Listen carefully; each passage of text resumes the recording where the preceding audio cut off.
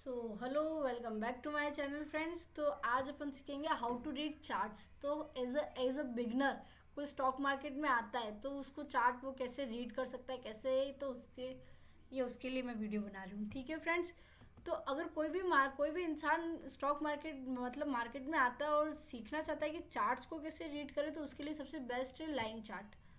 Line chart पे चले जाओ। आप लाइन चार्ट पे इजीली समझ सकते हो कि आप चार्ट को कैसे रीड करोगे। जैसे कि एकदम बिगनर, एकदम बेसिक से को अगर कोई देखे तो यहाँ से मार्केट क्या किया, ऊपर गया, फिर थोड़ा सा नीचे आकर के फिर ऊपर गया, फिर एक एम पैटर्न बनाने की कोशिश करी, नीचे आया, फिर ये ऊपर चला गया।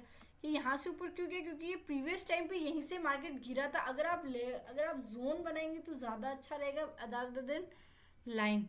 ये फिर ऊपर चला गया, ठीक है। और एट द प्रेजेंट टाइम ये एक डब्ल्यू पैटर्न बना रहा है। अभी अभी बना नहीं है, ये अभी डब्ल्यू पैटर्न बना रहा है, फॉर्म हो रहा है। तो आप ऑलमोस्ट इसमें ट्रेड ले सकते हैं, ठीक है। एज ए लाइन चार्ट के हिसाब से अगर आप देखें तो मैं आपको ड्रॉ करके बता देती हूँ।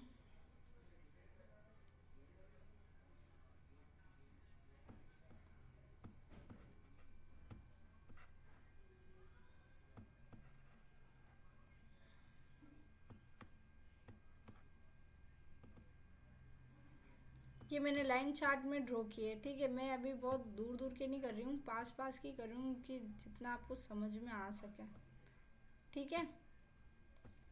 ये मैंने लाइन चार्ट में ड्रॉ कर दिया।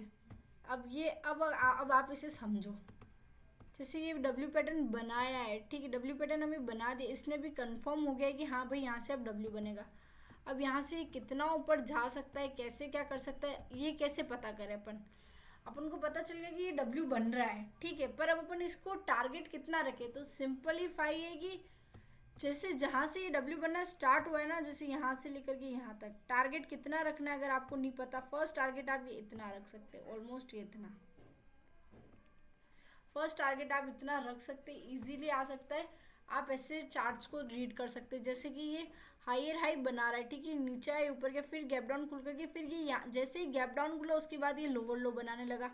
फिर एक पॉइंट पर आकर के यहाँ बहुत अच्छी तरीके ये मार्केट इसको नीचे लेके आया, सेलर्स इसको नीचे लेके आए, लेकिन बहुत ही ज़्यादा बायर्स एक्टिवेट होकर उसको ऊपर लेके गए और नेक्स्ट डे एक बहुत अच्छी बुलिश कैंडल बनेगी। और फिर मार्केट फिर नीचे आकर के फिर अब ऊपर जा रहा है, तो एक हायर हाई का लेवल भी फॉर्म कर रहा है। ये एक हायर हाई लेवल की तरफ से भी बना रहा है, और प्लस ये एक डब्ल्यू पैटर्न भी बना करके ऊपर जाने की कोशिश कर रहा है। प्लस इसने जहाँ ये डब्ल्यू कंफर्म हो रहा है वहाँ इसने स्ट्रॉन्ग बुलिश कैंडल बनाई है। वहाँ इसने स्ट्रॉन्ग बुलिश कैंडल बनाई है, जहाँ से अपन को पता चल रहा है कि ये एक स्ट्रॉन्ग, यहाँ पे बहुत एक्टिव, बायर्स बहुत ज़्यादा एक्टिव है और सेलर्स को डिफीट कर दिया है। मतलब सेलर्स को एकदम साइड कर दिया है, बायर्स इतने ज़्यादा इसमें इंटरेस्टेड है, ठीक है। डेली टाइम फ्रेम के हिसाब से मैंने आपको बता दिया। 4 आवर के टाइम फ्रेम के हिसाब से देखें तो 4 आवर के टाइम फ्रेम के हिसाब से भी ये डब्ल्यू ही बन रहा है, ठीक है। अब इसका ब्रेकआउट अगर अपसाइड होता है तो मैंने टारगेट आपको बता दिया कि टारगेट आपको कैसे निकालना है। टारगेट आपको कैसे निकाल करके आप इतना टारगेट रख सकते हो। आपको टारगेट मिल गया और अगर उसके बाद भी ऊपर चला गया तो कोई बात नहीं, आप रिग्रेट मत करो। आपने जितना टारगेट सोचा उतना तो आपको मिला ना। और मैं ये नहीं कह रही हूँ कि एक ही दिन में आ जाएगा, कल के कल ही आ जाएगा।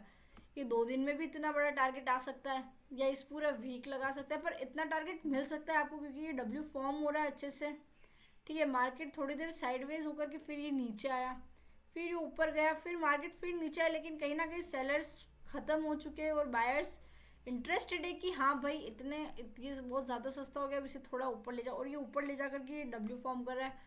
4 आवर के टाइम फ्रेम में भी मैंने आपको समझा दिया है। और 1 आवर के टाइम फ्रेम में अगर आप देखें तो ये एक अच्छा पैटर्न बनाते हुए ये नीचे आकर के फिर ऊपर जा रहा है, और ऑलमोस्ट यहाँ पर भी कहीं ना कहीं एक सपोर्ट है, तो यहाँ से मार्केट ऊपर की तरफ ही पुश कर रहा है। ये देखो, मैंने कहा था ना, यहाँ 1 आवर के टाइम फ्रेम में मैंने आपको सपोर्ट ड्रॉ करके बताया, और ये यहाँ से आप देखो, मैंने पीछे का तो कुछ नहीं देखा था ना, मैंने आगे का सिर्फ एक कैंडल को इमेजिन करके फिर मैंने सपोर्ट ड्रॉ किया, और ये ऊपर यहाँ से एक दो, और मैं आपको पीछे बताती हूँ। ये देखो, ये 3, फिर यहाँ से बहुत बड़ी सेलर्स कैंडल है। ये रिटेलर्स नहीं बना पाते, ये बहुत बड़े प्लेयर्स बनाते हैं इतनी बड़ी बड़ी कैंडल्स। ये देखो, जो मैंने आपको ड्रॉ करके बताया ये पूरा एज इट इज़ है। ये देखो आप,